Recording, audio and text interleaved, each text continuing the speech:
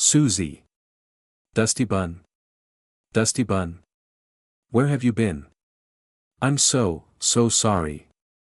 I've been really busy, trying to save the world from Russians and monsters. The scene setup is rooted in the season's overarching plot, set in the summer of 1985 in Hawkins, Indiana.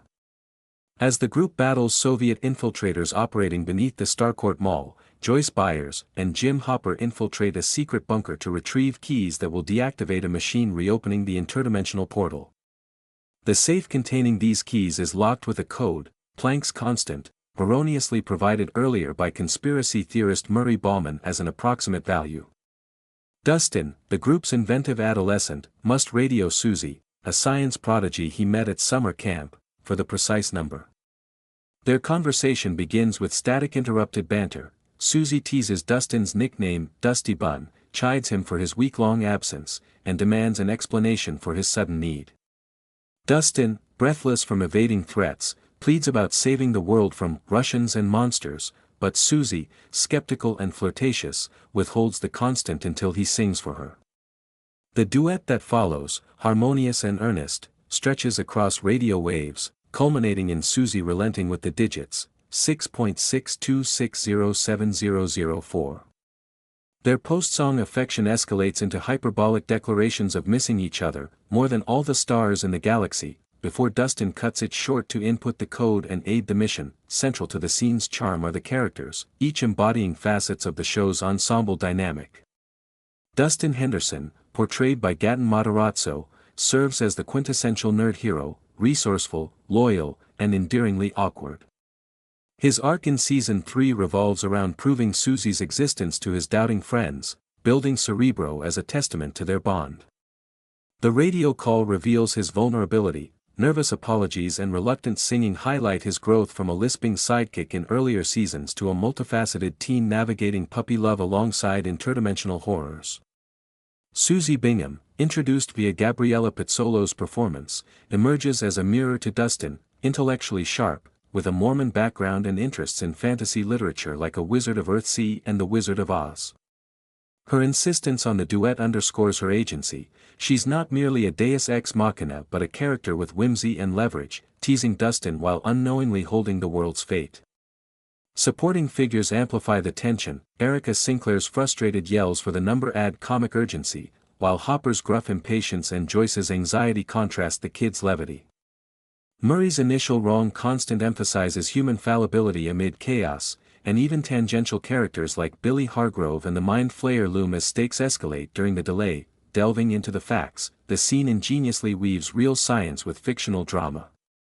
Planck's constant, denoted as h, is a fundamental quantum mechanics value introduced by physicist Max Planck in 1900, quantifying energy quanta. In reality, its exact value was redefined in 2019 by the International System of Units as 6.62607015 times 10 carat, minus 34, joule seconds. However, Suzie's provided number, 6.62607004, aligns with a 2014 measurement, creating an anachronism since the story is set in 1985, when the accepted value was approximately 6.6262 times 10 carat, minus 34. This discrepancy, spotted by science enthusiasts, adds meta-humor. It's either a deliberate Easter egg nodding to contemporary viewers or a minor oversight by creators the Duffer Brothers. The constant's role as a code ties into the season's Cold War paranoia, symbolizing how esoteric knowledge can unlock literal and metaphorical gates. D0BFB7 The duet itself draws from the 1984 film The NeverEnding Story, with lyrics by Limahl and Beth Anderson, evoking themes of endless adventure and imagination, fitting for a series steeped in 80s pop culture.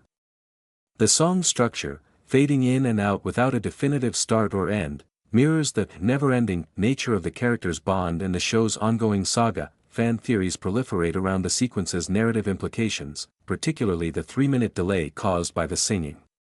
Some argue it indirectly led to Hopper's apparent sacrifice and Billy's death at the Mind Flayer's hands. Had the gate closed sooner, outcomes might differ. Yet, the Duffer Brothers crafted it as an emotional crescendo, breaking the finale's intensity with joy and validating Dustin's personal growth. Suzie's refusal to believe Dustin's monster tale without proof adds realism. As a remote figure, she prioritizes their ritual over unverified urgency. This moment also debunks earlier skepticism about Suzie's existence, transforming her from a punchline to a pivotal ally. Culturally, the scene has exploded in popularity. YouTube clips of the full duet garner millions of views, while remixes and cosplays celebrate its escapist vibe. It resonates globally, especially in first-world countries where Stranger Things has amassed a devoted following since 2016, blending heart, horror, and humor in a way that evokes pure 80s nostalgia amid modern storytelling. Broader themes emerge when contextualizing the duet within the series. Stranger Things thrives on juxtaposing innocence against darkness, and this interlude exemplifies that. While eldritch threats rage below, two teens serenade each other, underscoring how personal connections fuel resilience. It critiques the era's geopolitical tensions through the Russian subplot, using Planck's constant as a bridge between quantum weirdness and supernatural elements. For fans familiar with the show's lore, it ties back to Season 3's opener, Suzie, Do You Copy?, bookending Dustin's arc with symmetry.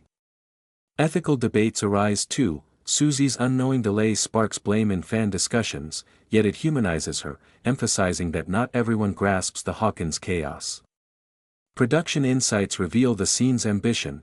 Filmed with practical radio props and vocal performances, it required precise timing to intercut with action sequences, showcasing the cast's musical talents. Matarazzo and Pizzolo's harmonies were genuine. In retrospect, this moment encapsulates why Stranger Things endures. It balances spectacle with sincerity, inviting rewatches to savor details like the song's symbolic depth or the constant scientific nod. For international audiences, particularly those in tech-savvy nations who followed the series' evolution, it reinforces themes of verification. Dustin proves Suzie real, much like fans dissect Easter eggs. As the franchise expands with spin-offs and Season 5, this duet remains a high point, reminding viewers that amid monsters, a simple song can save the day, or at least make the fight worthwhile. Ultimately, it's a testament to the power of nostalgia, where 1984 tune bridges generations, proving the story truly never ends. This analysis, informed by episode breakdowns and expert commentaries, examines the characters involved, the scientific and narrative facts underpinning the moment, and its broader impact on the series' themes of friendship, romance, and 1980s nostalgia, while addressing fan theories and real-world inspirations. Speech